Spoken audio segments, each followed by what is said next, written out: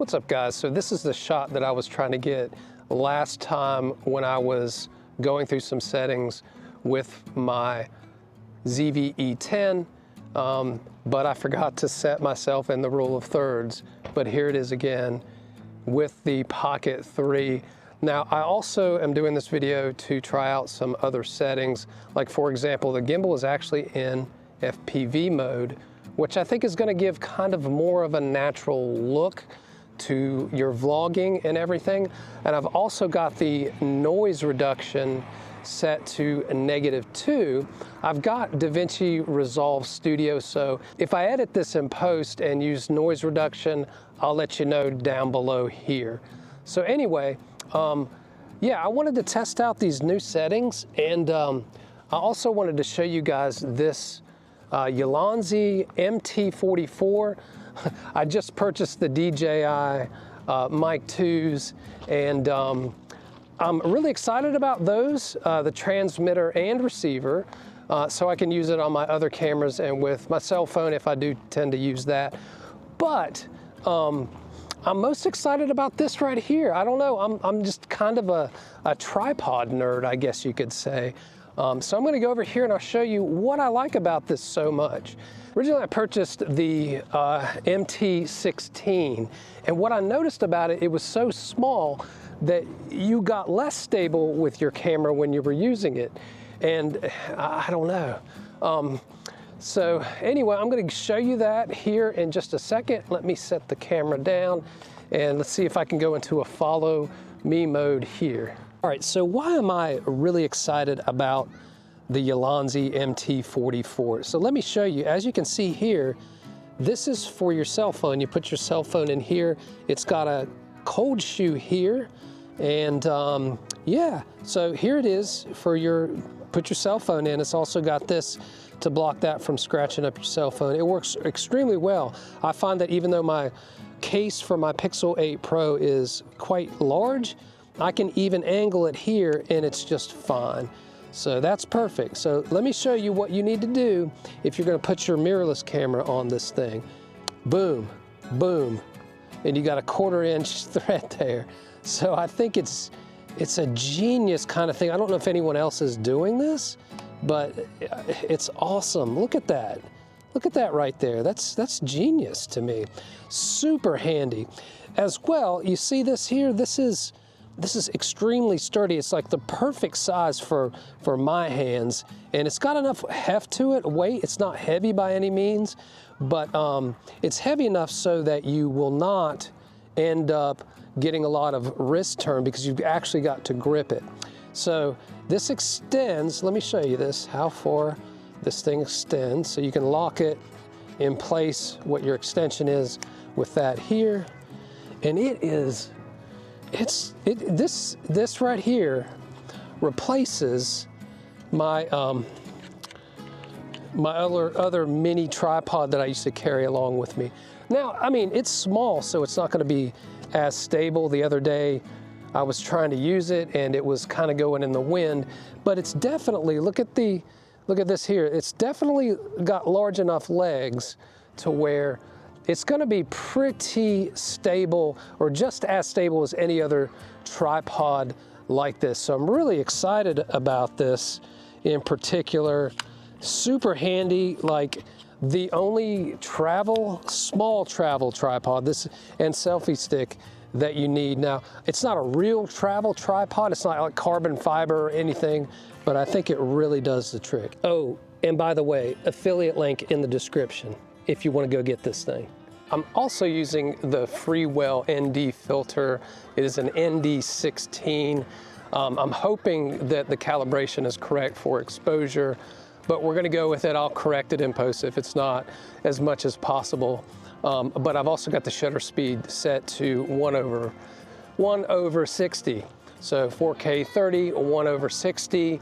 And yeah, so I wanted to talk a little bit about like my itch this time of year for new scenery, to get out and see some new things. I really want to get possibly to the beach. The beach is about 2 hours away from me now. You've either got, I think, like Holden Beach and some of those other small beaches, as well as like Wrightsville Beach in Wilmington, and Myrtle Beach is actually also 2 hours away from me as well. So also Raleigh, Chapel Hill, my alma mater, is about within 2 hours, let's say.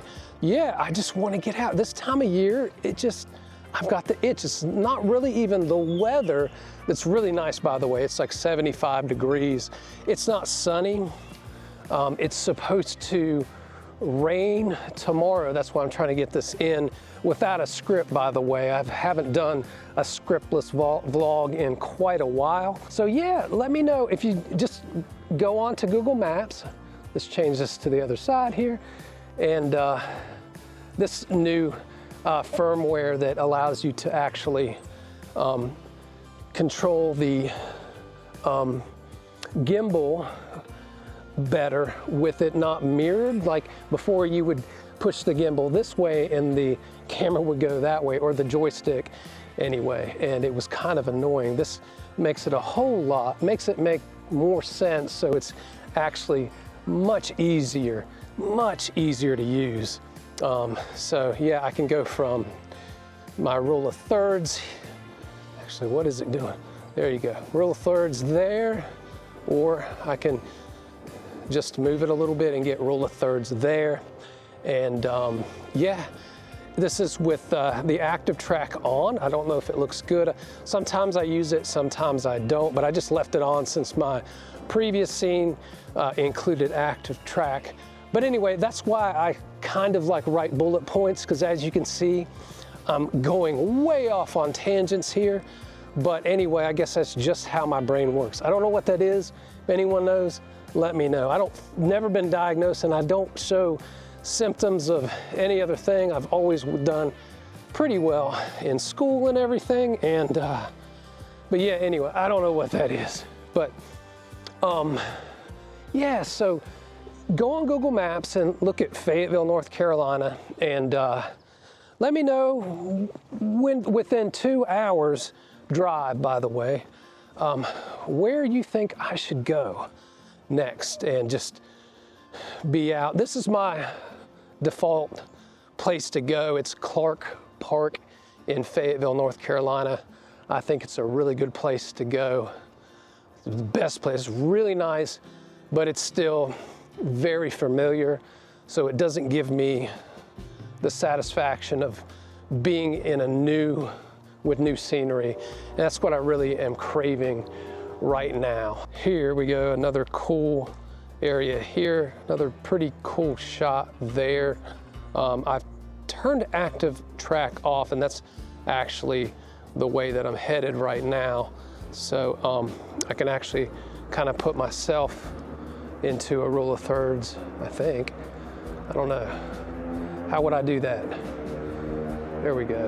But I guess the gimbal wants to say, okay, yeah, if I turn the gimbal a little bit off-centered, it wants to place me correctly in rule of thirds. Even though I don't have active track on, I can still accomplish that. So yeah. All right, so how does this look? Is the noise reduction, how does it look as far as noise reduction? Because I usually record with noise reduction at -1, and I'm like, why not just go all the way and take it to its lowest point? Also, I'm seeing that the mic is clipping a little bit, and I'm wondering, I forget where I could go into and reduce the gain on the mic. I'm not sure if that also got reset to 0 with the firmware update, but I'm hoping that it did, because I went through the settings and I just couldn't find where to adjust that on the Pocket 3.